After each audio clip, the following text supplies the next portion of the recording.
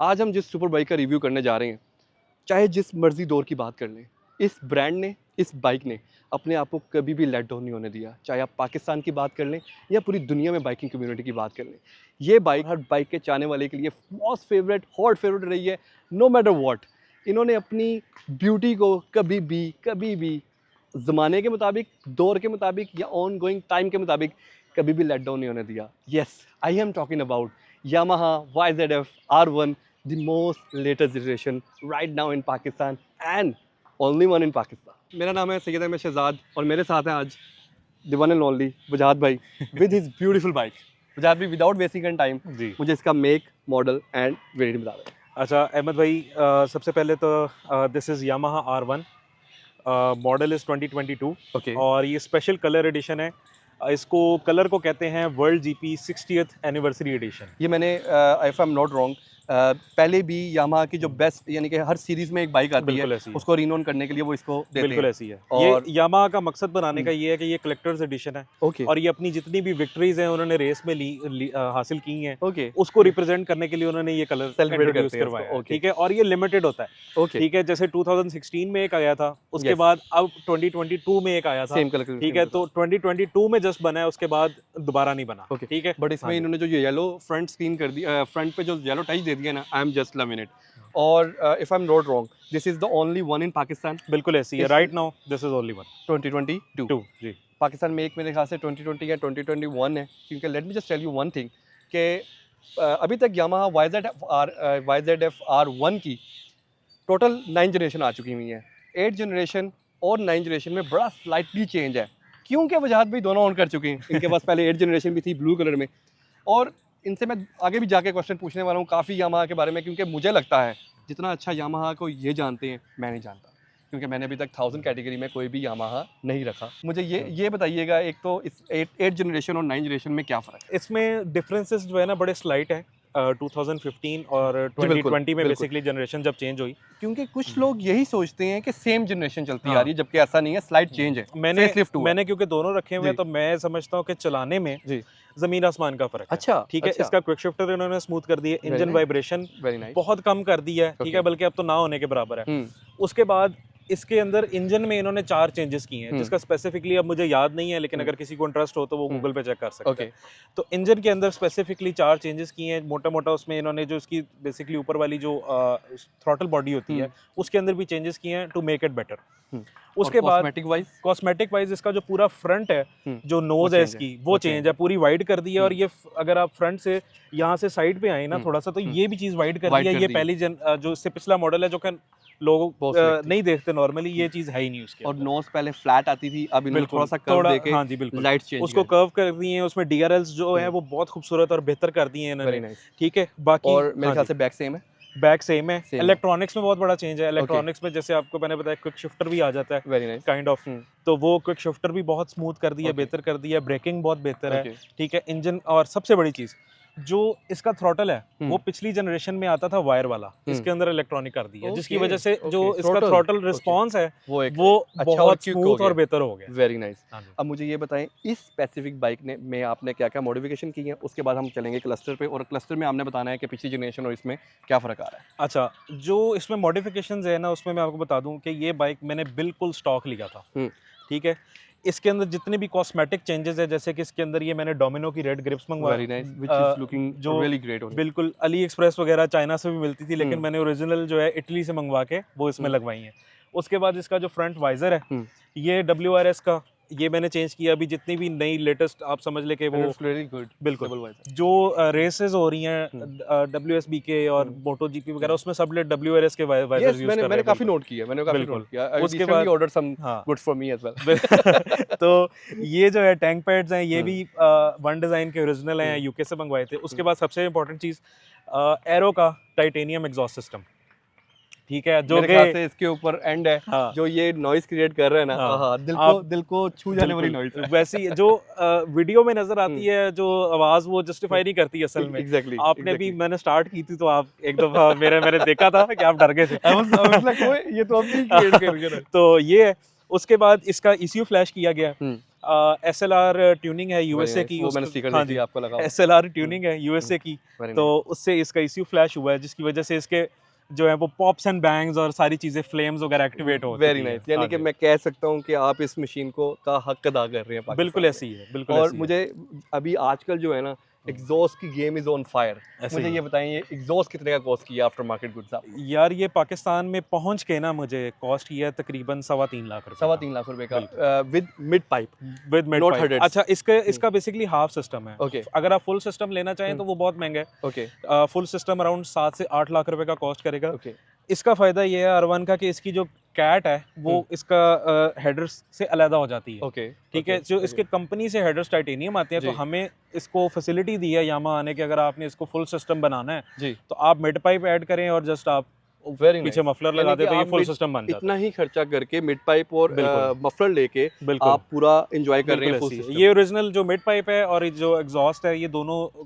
Arrow से ही with company जो इसकी फिटिंग है प्रॉपर उसके साथ मैंने यानी कि खरीदा। आप फुल इसको जो है वो फुल सिस्टम बिल्कुल। का मजा ले रहे हो, और जी। यामा का ये बेनिफिशियल थिंग बिल्कुल आपने हमें बताई ऐसे ही है, कि ये फुल यहाँ- सिस्टम ही है। yes, हाँ yes. जी, क्योंकि और मेरे कंपनी ख्याल से से जो टाइटेनियम वो ऐड आता आवाज क्रिएट कर रहा है, हाँ दिस इज जी। Everything. By living Pakistan, superbikes की परफॉर्मेंस को ज़्यादा नहीं देखा जाता, जो कि नॉन बाइकर्स हैं उनके लिए सुपर बाइक्स मेरे ख्याल से रिनोन ही तब होती है जब उसकी साउंड एक बिल्कुल अच्छी ऐसी create है, हो जब रही साउंड ना आ रही हो अगला आके पूछता है चाइना दी। एग्जैक्टली हाँ, एग्जैक्टली। हाँ। और कहीं ना कहीं आप और मैं भी इस चीज़ को रिलेट कर रहे होते हैं, पर हमारे माइंड में असल फोकस उसकी परफॉर्मेंस पे होता है ऐसे ही है, कि हम ऐसे ही उसकी ब्यूटी बिल्कुल। कॉस्मेटिक वाइज उसको कैसे कर हम्म। सकते हैं, और सेकंड उसके एग्जॉस्ट लगा के हम उसकी साउंड डेफिनेटली ऐसे ही हमें है, भी होता है ऐसे कि ही जब है। हम रोड पे जा रहे हो ऐसे कोई ही है। ये ना कह दे कि यार चाइनीज है। नहीं तो- खैर, बचपन से हम देखें जितने भी जिसने भी सुपर बाइक्स रखी है उसको बचपन से ही शौक है। तो जो सबसे पहली चीज इसकी अट्रैक्ट करती है वो इसका साउंड साउंड है, ठीक साउंड है। ये वाला जो इसका पार्ट है यहाँ से, इसको भी वाइड किया है इन्होंने। अच्छा अच्छा। और जो इसकी लुक, यस, अगर मैं इधर से देखूं हाँ, तो पूरी लुक इनहैंस इसको कर वाइड कर हाँ, दिया wide इन्होंने, रहा है ठीक है, ताकि क्योंकि पहले वो बड़ी स्लिम सी बाइक बहुत लगती slim थी, कर तो दी उसको थी, थोड़ा बहुत slim फ्रंट कर दी इन्होंने ना इसका वाइड किया है। अच्छा वजाद भी इसके अंदर कोई और आपने मेजर आफ्टर मार्केट चेंजेस किए हुए हैं? मैं क्रैश गार्ड देख सकता हूँ आपने आफ्टर मार्केट लगाए हुए हैं, उसके ऊपर रियर सेट चेंज है इसका, बिल्कुल वेरी ऐसे ही है। नाइस। अच्छा देखिए, जब आप बाइक को मॉडिफाई कर लेते हैं ना तो छोटी छोटी ऐसी चीजें होती है, अक्सर आप भूल जाते हैं, सटल चेंजेस इसमें ऐड किए जाते हैं। इसके अंदर रेसिंग जो है वो रियर सेट्स ऐड किए गए ओवर रेसिंग के, ठीक है। और if I am not wrong ये $300-400 तक के बिल्कुल मेरे ऐसे ही ख्याल है, से बिल्कुल cost ऐसे ही करते है। हैं इसके अंदर जो इसके क्लिप ऑन्स हैं, हम्म। जो इसके हैंडल बार्स हैं बेसिकली। अच्छा, जो स्टॉक R1 के हैंडल मैं वही बार्स देख आते रहा हूँ, हैं, ये वाइड है थोड़ा सा। हाँ, जो स्टॉक R1 के हैंडल बार्स आते हैं ना वो थोड़े नैरो होते हैं। जब अच्छा। आप बाइक पे बैठते हैं तो you feel like you are sitting like this. तो इसको Posture बड़ा वाइड close करने होता के है, लिए इसके अंदर गिलीज टूलिंग के ये आफ्टर मार्केट जो है क्लिप ऑन्स ऐड किए गए, जिससे इसका जो हैंडल है वो थोड़ा वाइड हो गया। ठीक हो गया। उसके बाद एक चीज मैं भूल गया, बड़ी इंपॉर्टेंट परफॉर्मेंस के लिए इसके अंदर DNA का एयर फिल्टर लगाया ओके, गया। आपने खुद चेंज किया या बाहर से लग के नहीं, ये मैंने सारा कुछ खुद ओके किया। Okay okay. और वजाद भी the most awaited question, price का मैं बाद में पूछूंगा, जी जी the most awaited question related to the Yamaha brand. बिल्कुल। मुझे ये बताएं भाई साहब, इसका हीटिंग का क्या सीन है इस जनरेशन में? अच्छा, हीटिंग जो है ना, जो आप समझ ले 2015 से पहले पहले जितने भी मॉडल बहुत थे ना, बहुत बिल्कुल हाई लेवल पे थी पाकिस्तान में लेके आके। हीटिंग का मसला ये था कि एक तो उसके जो फैंस की हवा थी वो डायरेक्ट टांगों पे पड़ती थी। यस, ठीक है। उसके बाद जो उसका सबसे बड़ा डिसएडवांटेज था, उसके जो एग्जॉस्ट पाइप्स थे वो अंडरटेल थे। अंडरटेल थे यामाहा R1 के उस हाँ जनरेशन जी। के। तो वो एक तो हीट आपको टांगों पे भी पड़ रही है, ठीक है। उसके बाद नीचे से भी आपको हीट पड़ रही है, तो अंडरटेल एग्जॉस्ट होने की वजह से, जिसकी वजह से वो जनरेशन ही बदनाम होगी कि यार नहीं, ये गर्म बहुत होता है। बिल्कुल बिल्कुल। ठीक है, लेकिन जिसको आज भी पसंद है वो आज भी खरीदता है उस आज भी जनरेशन खरीदता है को। और आज भी हाँ। ऑन करता है और बड़े अच्छे तरीके से बिल्कुल रखता ऐसी है। है। तो उसके बाद इन्होंने 2015 में ही बड़ी इंप्रूवमेंट कर दी थी कि अंडरटेल Slightly, एग्जॉस्ट yes, खत्म कर yes, दिया। yes. उसके बाद साइड से फेयरिंग भी चेंज कर दी, जिसकी वजह से एग्जॉस्ट की हवा है वो उस टांगों पे नहीं पड़ती थी। नहीं पड़ती। तो इसके अंदर मैं समझता हूँ उन्होंने और बेहतर कर दिया कि इसका क्योंकि जो अभी आपने जो हाँ फेयरिंग जी, का मुझे बताया बिल्कुल आप और देखें, इसके अगर एरोडायनामिक्स आप चेंज कर दिए यहाँ बिल्कुल से। अगर आप यहाँ से देखें तो एग्जॉस्ट की हवा जो है वो यहाँ से वेंट आउट होती है। परफेक्ट, ठीक ये है, पहले नहीं पंखे था। की बिल्कुल ये ऐसी पहले है। yes। आपकी टांगे यहाँ तक आती हैं और वो पहले ही आपकी टांगों से आने से बिल्कुल पहले ऐसी ही- है, तो वो आपकी बिल्कुल हीट नहीं महसूस होती। तो ये गर्म उतना ही होता है जितने बाकी सारे सुपर बाइक्स होते हैं। 100 तक टेम्परेचर चला गया, ठीक है। अब ECU फ्लैश होने के बाद इसका फैन और जल्दी ऑन हो जाता है, जिसकी वजह से वो पहुंचता ही नहीं। पब्लिक ये मेरे ख्याल से थोड़ा सा मिसकम्युनिकेट कर देती है अपने आप को ही इस सेंस जी। में کہ جب کوئی کہتا ہے یہ بائک بہت جلدی گرم ہو جاتا ہے, اٹ ڈزنٹ مین کہ انجن گرم ہو جاتا ہے, ایسے ہی ہے. اس کا مطلب ہوتا ہے کہ یار وہ آپ کو گرم کر دیتا ہے کیونکہ اس کے ایئر وینٹس ایسے بنے ہوتے ہیں. جیسے کہ ڈوکاٹی کے ریلیٹڈ مجھے کوسچن کیا جاتا ہے کہ یار ڈوکاٹی بہت جلدی گرم ہو جاتی ہے. ڈوکاٹی نہیں ہوتی یار, اس کا جو پیٹرن ہے, جو اس کا فیس ہے, وہ بیسیکلی ڈیزائن میں فرق ہے. کیونکہ دیکھیں انہوں نے بائکس بنائی ٹریک پہ چلانے کے لیے, ٹھیک ہے, وہ روڈ یا اسٹریٹ بائک انہوں نے وہ سیکنڈری چیز ہے ان کے لیے, وہ ٹریک پہ چلانے کے لیے, ریسز کے لیے انہوں نے بائکس بنائی ہیں.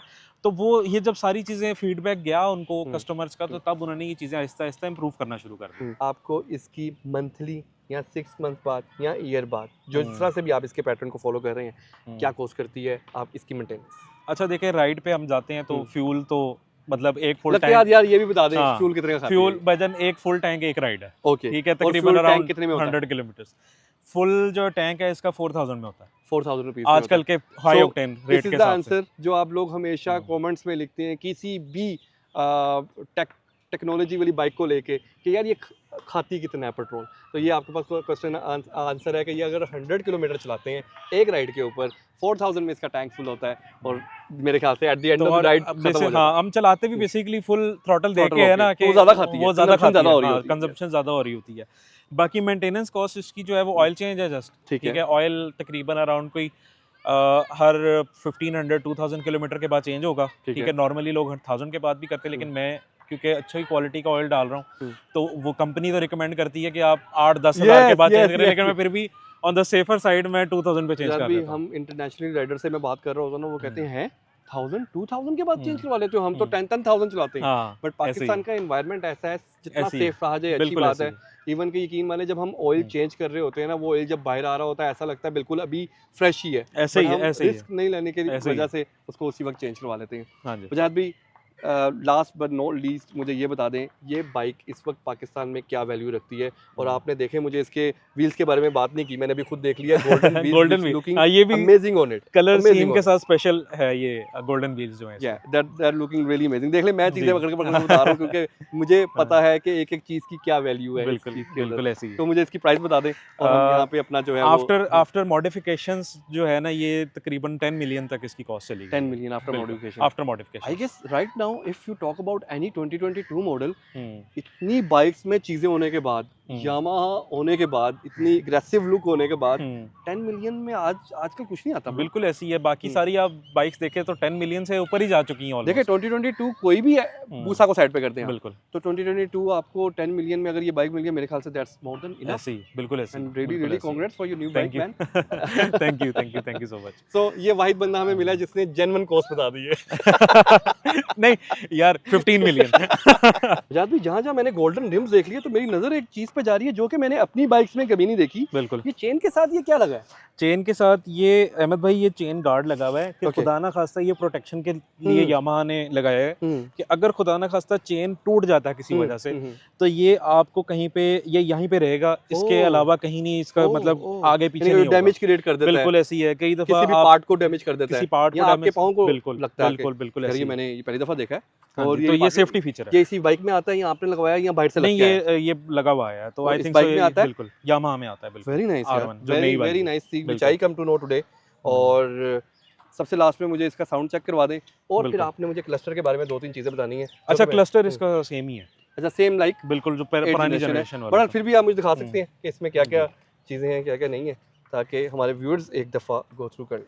ہاں کلسٹر بالکل سیم ہے. بالکل سیم. فیچرز کیا کیا ملتے ہیں آپ کو اس کے اندر؟ فیچرز اس کے اندر جی سارے ہیں. موڈز کتنے ہیں اس کے اندر؟ موڈز اس کے جو اندر ہے نا 4 موڈز آتے ہیں. اوکے ٹھیک ہے, A, B and C اور D.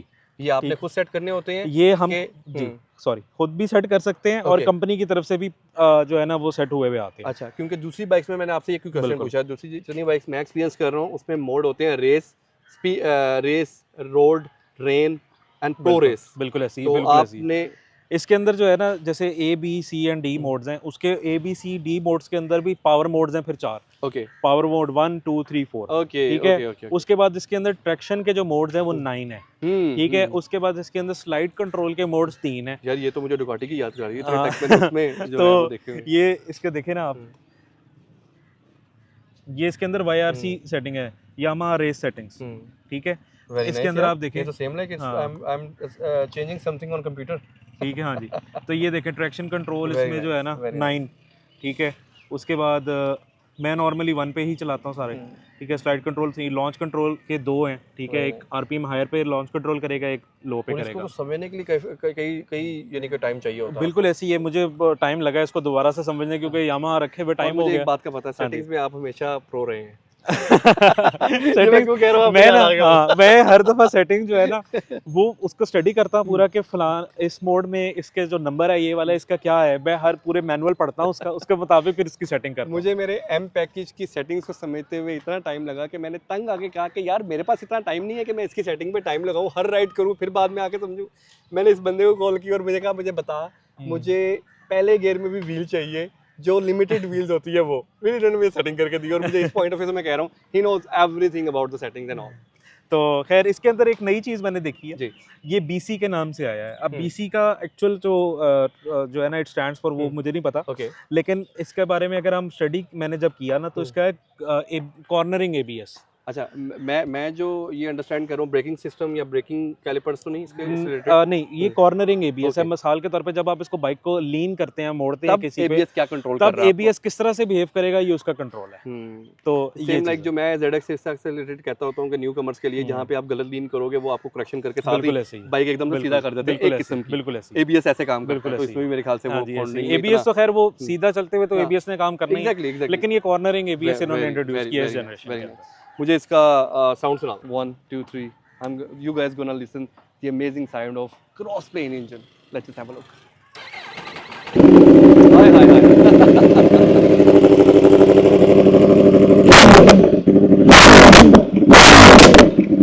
Literally, میں صرف دکھانا نہیں تو ادھر بچوں نے آئے نہ ہونا, میں ویڈیو نہیں بنا رہے میں بھی. کریزی. اگر کوئی ساؤنڈ لور ہے نا بائکس کا تو اس کے لیے یہ دل کو چھو لینے والی آواز ہے. That's a review guys. اگر آپ کو آج کا ولاگ اچھا لگا ہے, ہٹ the like button, subscribe and share. انشاءاللہ پاک ویلز کے اس چینل کے اوپر بائکس کے اور بھی امیزنگ ولاگز آنے والے ہیں. اسٹے ٹیون, اور ہم دونوں کو دعاؤں میں یاد رکھیے گا کیونکہ ایک بائکر کو دعاؤں کی بہت ضرورت ہوتی ہے. Thank you.